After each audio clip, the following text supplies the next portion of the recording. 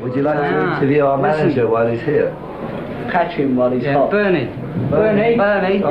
Leave him. Let him. Sorry, that's Bernie Rhodes. Sorry about that. Come back. He invented punk. Bernie was the most extraordinary man that's ever managed a rock band. It's obviously too much for him. Bernie, had a 10-year jump on the guys. He was, 10 years older.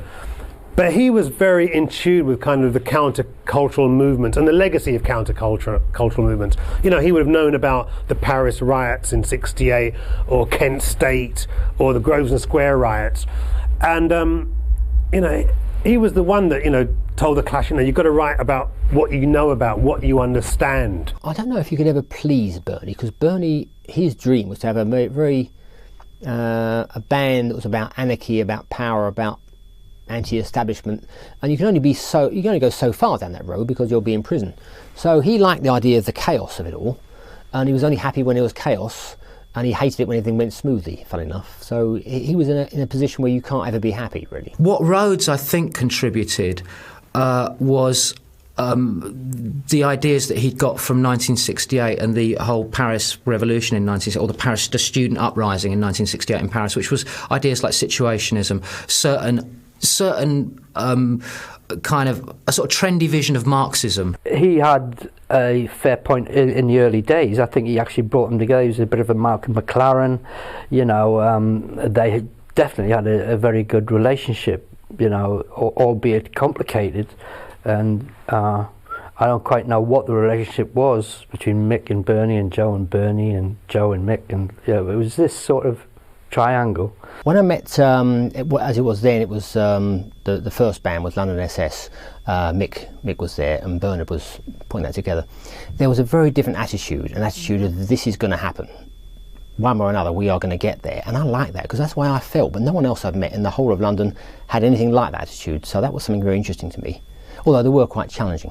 You had a lot of trouble in Germany. Yeah, it's fucking horrible. I never want to come back here again, it stinks. They throw us to the fucking slammer, they ain't got a fucking hotel for us, the gigs are fucking useless. We ain't got a hotel. Mick Jones, he lived in loads of different places around London. He's brought up by his gran.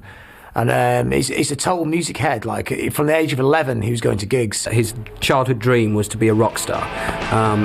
He had worked hard at his music. He had been in band after band after band, and he was a big fan of people like Mott the Hoople and the Faces, those kind of people's bands that British kids liked in the early 70s. We got to know Mott the Hoople really well. Mick and all his mates, they used to follow up and down the country, jumping the trains, getting the trains for free, turn up the gigs, blagging their way in, hang out backstage. And that's how he learned about rock and roll, because Mott the Hoople was very good to the fans, looks after the fans and let them stay in the hotel, which is very much part of the Clash kind of myth. There just has to be new groups, and then that's what you got. I think Mick's influence was there already. Mick's always been good at picking the right tunes, and somehow he's a very musical type of person. He knows what's going to work, and the set as they had it there, or the collection of songs, together worked quite well. I thought this was a band I wouldn't mind going to see. The band that Bernie had kind of got together or kind of facilitated with Mick and Tony, they had rehearsals underneath a cafe opposite Paddington Station. And Paul Simonon turned up, not as a potential musician, but he was just there with his mate who was trying out on the drums. What Paul Simonon really was the guy that the Clash were actually singing about. Without him, they may have been a bit of a fake, but Paul Simonon was the real thing. The school I went to, they're sort of like, all the kids are supposed to sort of like be factory project, that sort of stuff. And like, the school's sort of built, it's a real sort of depressing school and that. And you go there, you don't learn nothing. All you're sort of like working for is just to go into the factory, which is around the corner, or something like that. And, most of the mates I know are all working in the factory. A lot of your fans on the dole, do they feel the same way? Yeah, else they wouldn't come to our gigs. Bernie kind of recognised, and Mick to a certain extent, they kind of realised that even though Paul wasn't a musician, he just looked exactly the part of somebody you'd want to have in your band, and they realised he had a kind of particular kind of cool and a particular attitude anyway.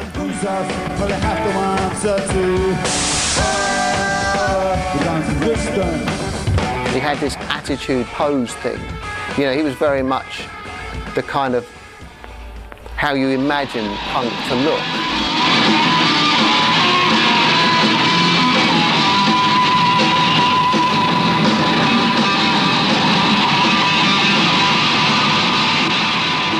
I came back to the second incarnation, which was the beginnings of the Clash, and then it was Mick and Paul and another singer called Billy Watts and Keith Levine. That lineup, we rehearsed a bit, did a few things. It had progressed. It was a bit stronger, a bit more focused, a bit more clear, but they got a little bit more fixated on the attitude they needed for success. So there was a bit of austerity there. There was they got a bit less cheerful and more focused, I suppose. And then I came back another time, a few weeks later, to have another look at this, and I walked in and they said the singer's gone, i.e. Billy had gone, which surprised me at the time, and this is the new singer, and it was Joe. And Joe was an unlikely looking character. He didn't look like the way you expect a rock band singer to look like at all, quite the reverse. And Joe was never one for niceties or never one for pleasantries in conversation, so he just kind of grunted at me, and I thought, and his voice was kind of always got kind of funny growly quality, so I thought, he's a peculiar sort of singer, but I thought, well, fair enough, he obviously has something that he appreciate. Much later on, of course, I understood all sorts of other things about Joe, other qualities he had, but at the time it was very odd meeting him. If they weren't on the dole, would they be your fans? Well, I mean, if there was jobs, then they wouldn't be on the dole, and maybe we'd be singing about love and kissing or something. Joe was on the scene because he was playing with the 101ers, and Mick and Tony James had kind of been to check them out previously, and they kind of recognised in Joe like this sort of really brilliant frontman. Now, there's an apocryphal story about how he met Jones and Simonon, which is apparently that he was standing in a dole queue and they were looking at him and he was looking at them, and he thought he was going to get beaten up by them, and then he thought that he was going to have to beat them up or some such nonsense. It was a very sort of punk rock, violent thing again. That, I think, there's probably some truth to that they met in a dole queue, although it also suits that whole kind of revolutionary chic that the Clash had. Yes, he came from a public school background. Yes, his father was an ambassador, but you know, people have to remember he dropped out and had travelled and had been a folk singer called Woody in Wales and this sort of thing. It wasn't a case of, you know, he suddenly reinvented himself as man of the people. He had rejected his background very wholeheartedly. So Strummer walked in and he knew instantly it was going to work. He just said the chemistry was there. He just said it was absolutely fantastic. It was just like straight away it all fitted, you know, perfect. We used to argue, and it was because I think remember Joe saying he felt I was a bit conceited and I had all my life all under control. There was no sense in which I was suffering. They liked the idea of we should suffer, and I didn't like suffering. I just liked to have everything organised, you know. So the first few times we took to the stage was kind of odd because the people in the audience didn't know what the hell was happening, didn't know what to make of it at all. Probably if you went out and started singing Chinese, you get a similar reaction of like, what the hell is this? So that was the beginning. Then we started doing some gigs with the Pistols, and the fortunate thing for us was the Pistols had already got some sort of a following of people that liked dressing in crazy clothes and mad haircuts and liked that kind of music. So we had a kind of instant audience, very, very useful when you're setting up.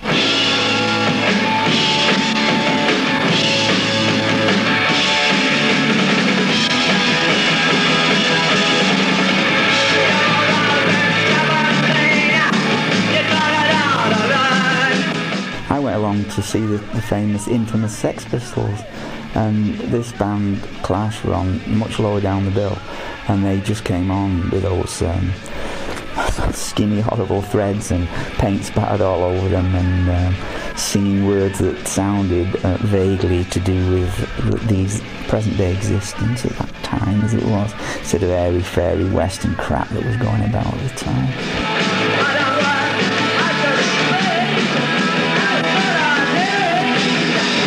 I would say that the process from starting off rehearsing to getting a live set together to doing the gigs to doing the album It may have seemed to happen very, very quickly and easily, but behind it was an awful lot of very hard work. We used to work ourselves very hard. We actually made a choice to say we're going to work really hard to be the best we can be. And so that meant working very long hours, rehearsing again and again, and challenging each other on every issue you can think of. So it was very hard work. It was very intense, and there was no let up. There's no room in your life for anything else while you're doing it.